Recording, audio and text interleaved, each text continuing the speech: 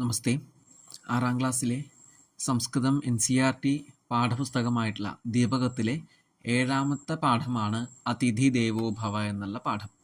ഈ ഒരു വീഡിയോയിലൂടെ നമുക്ക് ഈ പാഠഭാഗത്തെ മനസ്സിലാക്കാം.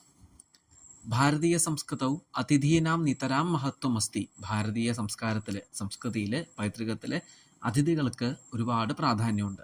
അതിഥി ദേവോ ഭവ ഇതി ഉപനിഷദഃ വചനം അസ്തി. ദേവന്മാർക്ക് തുല്യമാണ് ഗസ്റ്റ് എന്നാണ് ഉപനിഷദ് വചനം. അസ്മാകം ദേശേ ന കേവലം മനുഷ്യാഹ അപിതു അന്യേ പ്രാണിനഃ അപി അതിഥിഭാവേന പൂജ്യന്തി.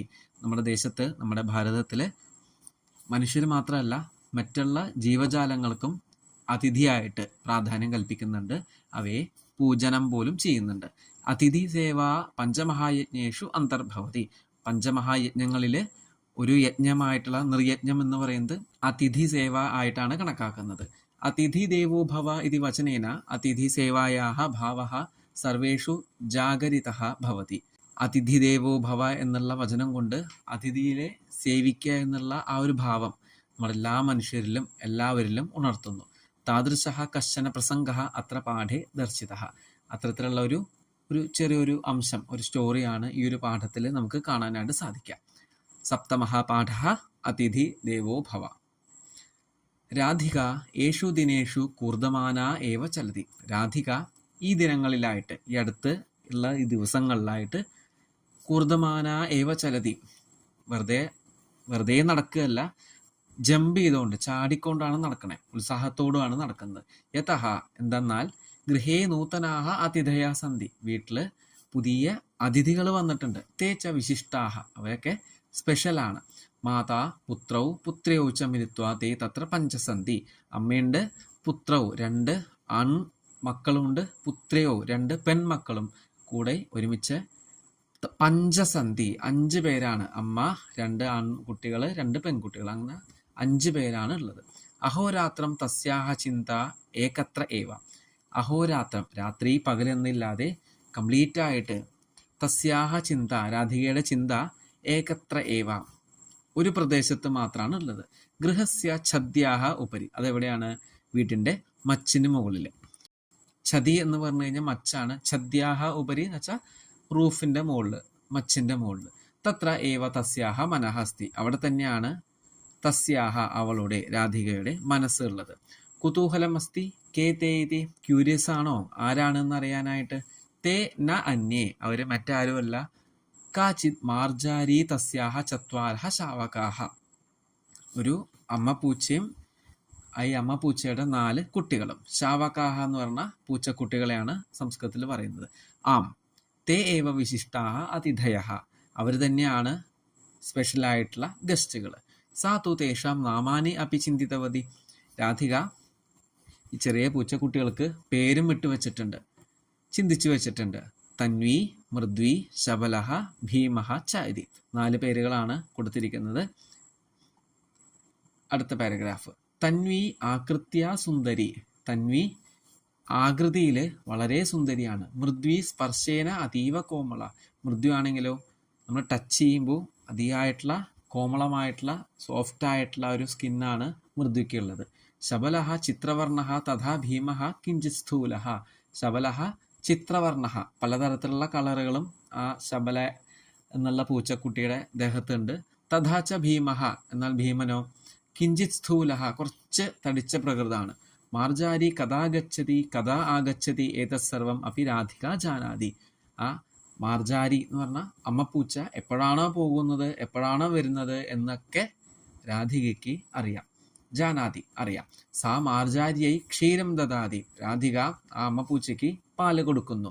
മാർജാരി പിബതി, പാല് കൊടുക്കുമ്പോൾ അമ്മപ്പൂച്ച കുടിക്കുന്നു. അനന്തരം സധന്യവാദം രാധികാം പശ്യതി. അപ്പോൾ പാല് കുടിച്ച ശേഷം താങ്ക്ഫുള്ളായിട്ട് നമ്മുടെ രാധികേനെ അമ്മപ്പൂച്ച നോക്കുന്നു. കിന്തു ശാവകാനാം സമീപം രാധിക ഗച്ഛതി ചേത് മന്ദം മന്ദം പൃഷ്ഠതഃ ആഗച്ഛതി. എന്നാൽ രാധിക ഈ പൂച്ചക്കുട്ടികളുടെ അടുത്തേക്കാണ് പോകുന്നതെങ്കിൽ ഈ പൂച്ചമ്മ പതുക്കെ പതുക്കെ പൃഷ്ഠതഃ ആഗച്ഛതി. മന്ദം മന്ദം എന്ന് വെച്ചാൽ പതുക്കെ പതുക്കെ, പൃഷ്ഠതഃ ബാക്കിലേക്ക് വരും. അതിനെ സംരക്ഷിക്കാനായിരിക്കാം ബാക്കിലേക്ക് വരുന്നത്. രാധികാം ദൃഷ്ട്വാ ശാവകാഹ ഭീതാഹ ന ഭവന്തി. എന്നാൽ ഈ പൂച്ചക്കുട്ടികൾക്ക് രാധികേനെ കാണുമ്പോൾ പേടിയൊന്നും തോന്നാറില്ല.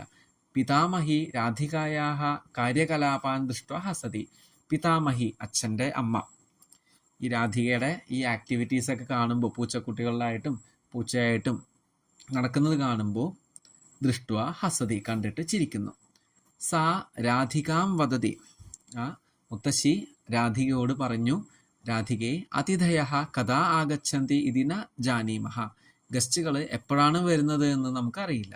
കിന്തു യഥാ തേ അത്ര ആഗച്ഛന്തി തഥാ തേഷാം ഏതാദൃശി സേവ കരണീയ. എന്നാൽ എപ്പോഴാണോ ഗസ്റ്റുകൾ നമ്മുടെ വീട്ടിലേക്ക് വരുന്നത് അവയെ അല്ലെങ്കിൽ അവരെ ഏതാദൃശി സേവ നല്ല പോലെ കെയർ ചെയ്യണം, സേവ ചെയ്യണം. രാധിക പിതാമഹ്യാഹ കണ്ഠം പരിതഃ മാലാം ഇവ ഹസ്തൗ സ്ഥാപയന്തി പൃച്ഛതി. രാധിക പിതാമഹ്യാഹ അച്ഛമ്മയുടെ കണ്ഠം പരിതഃ കഴുത്തിന് ചുറ്റും മാലാം ഇവ മാലയെ പോലെ ഹസ്തൗ സ്ഥാപയന്തി കൈകളിങ്ങനെ കോർത്ത് പിടിക്കുന്നു. ബാക്കിൽ ഈ ചിത്രത്തെ പോലെ ബാക്കിൽ നിന്ന് കഴുത്തിൽ ചുറ്റും ഇങ്ങനെ കൈകൊണ്ട് പിടിക്കുന്നു. അസ്തു കരോമി എന്നിട്ട് പറഞ്ഞു ചെയ്യാം. കിന്തു കിമർത്ഥം എന്തിനു വേണ്ടിയാണ് അങ്ങനെ ചെയ്യേണ്ടത്? മാതാമഹി വദതി മുത്തശ്ശി പറഞ്ഞു അതിഥി ദേവോ ഭവ അർത്ഥാത് അതിഥി അസ്മാകം ദേവ അസ്തി ഇത് ചിന്തയത്തു. അപ്പോൾ അതിൻ്റെ അർത്ഥം എന്താണ്? അതിഥികൾ നമ്മൾ ദേവന്മാർക്ക് തുല്യമാണ് അല്ലെങ്കിൽ ദേവന്മാർ തന്നെയാണ് എന്നാണ് ചിന്തിക്കേണ്ടത്. തസ്യ ആദരേണ സേവാം കരോതു. അവരെ റെസ്പെക്റ്റോടുകൂടി റെസ്പെക്റ്റോടുകൂടി സേവ ചെയ്യണം. രാധിക ആദിനം മന്ത്രം ഇവ വാരം വാരം വദതി. രാധിക ആ ഒരു ഉപദേശം ആ ഒരു മന്ത്രം പോലെ വാരം വാരം വദതി റിപ്പീറ്റ് ചെയ്ത് ഇങ്ങനെ പറഞ്ഞുകൊണ്ടിരുന്നു. എന്താണ് മന്ത്രം? അതിഥി ദേവോ ഭവ അതിഥി ദേവോ ഭവ. ആ മന്ത്രമാണ് രാധിക ആ ദിനം ചൊല്ലിക്കൊണ്ടിരിക്കുന്നത്. ആ ദിനം എന്ന് പറഞ്ഞു കഴിഞ്ഞാൽ കംപ്ലീറ്റ് ആയിട്ടുള്ള ദിവസം എന്നാണ് അർത്ഥം. അപ്പോൾ രാവിലെ തൊട്ട് രാത്രി വരെ ആ പകല് മൊത്തം.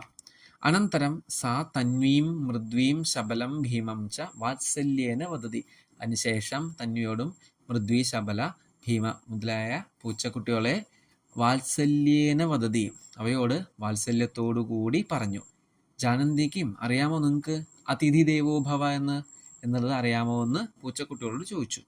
ഭവന്തഃ അപി വദന്തു നിങ്ങളും പറയൂ എൻ്റെ കൂടെ. എന്താ പറയേണ്ടത്? അതിഥി ദേവോ ഭവ എന്ന്. അപ്പോൾ ഇതാണ് ഈ പാഠഭാഗം. ചെറിയൊരു ലെസനാണ്.